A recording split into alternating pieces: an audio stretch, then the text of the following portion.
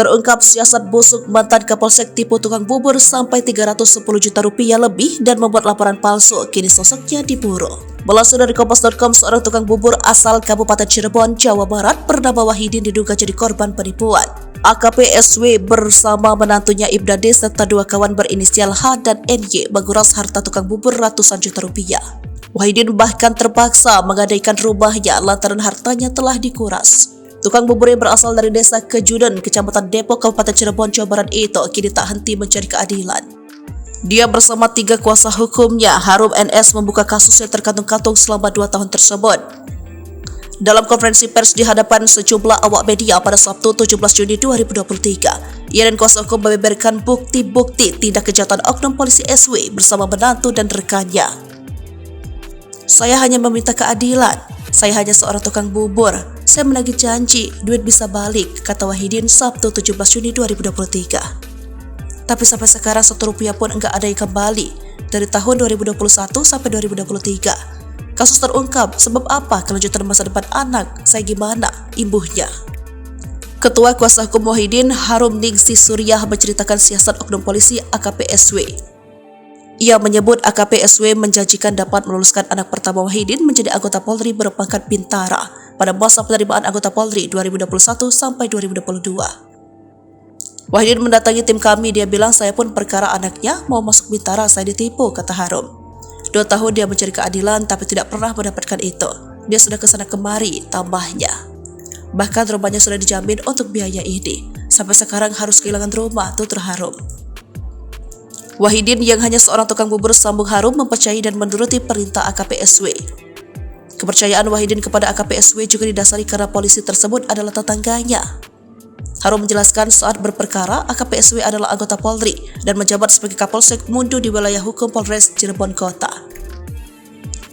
Tindak permintaan dan juga transaksi penyetoran tersebut juga diduga dilakukan di kantor Polsek Mundu. Harum menjelaskan AKP SW pertama kali meminta Wahidin menyetor uang senilai 20 juta rupiah di Polsek Mundu pada awal tahun 2021. Dia mengamankan oknum saat itu berada di ruang kerjanya bersama seorang wanita berinisial NY yang diduga merupakan PNS bagian SDM Mabes Polri dan merupakan jaringan AKP SW.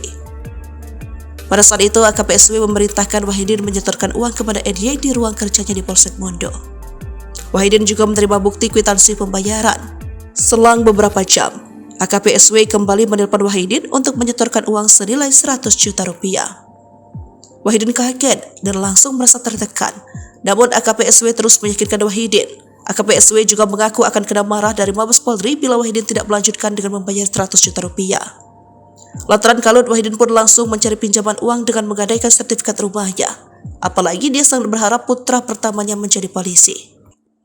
Uang 100 juta ini disetorkan oleh Wahidin kepada NY dan oknum polisi D berpangkat Ibda yang merupakan menantu dari AKP SW.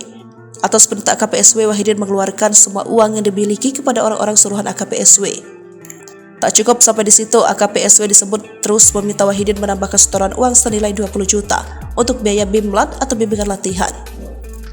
Lalu 20 juta untuk biaya psikotes dan 150 juta untuk panitia seleksi penerimaan anggota Polri tahun 2021-2022. Harum memastikan total uang yang dikeluarkan Wahidin atas permintaan oknum AKP SW melebihi 310 juta rupiah.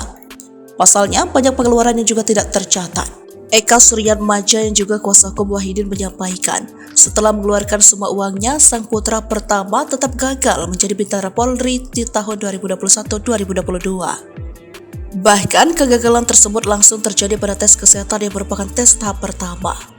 Setelah kegagalan tersebut, Eka menyebutkan kliennya depresi dan sangat kebingungan. Dia terus meminta keadilan kepada AKP SW.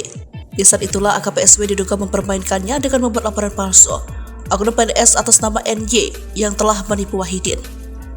Bapak bisa langsung ke KSPK atas inisial AK dalam pengakuan di Paminal Polda Jabar ini dipalsukan tantangannya Beber Eka. Jadi ini semua laporan polisi adalah pemalsuan untuk ngadem-ngademin Wahidin supaya Wahidin tidak ribut kemana-mana. Jadi 2 tahun Wahidin diabaikan, kata Eka. Setelah ditangani dan dipelajari oleh tim kuasa hukum, laporan polisi tersebut akhirnya diserahkan ke Polres Cirebon Kota untuk ditindaklanjuti. Eka mengaku Polres Cirebon Kota merespon baik dengan melakukan pemeriksaan terhadap beberapa orang yang juga terlibat. Namun dia sangat menyayangkan dan memohon tindak tegas dari Kapolri, pasalnya AKP SW masih berkeliaran.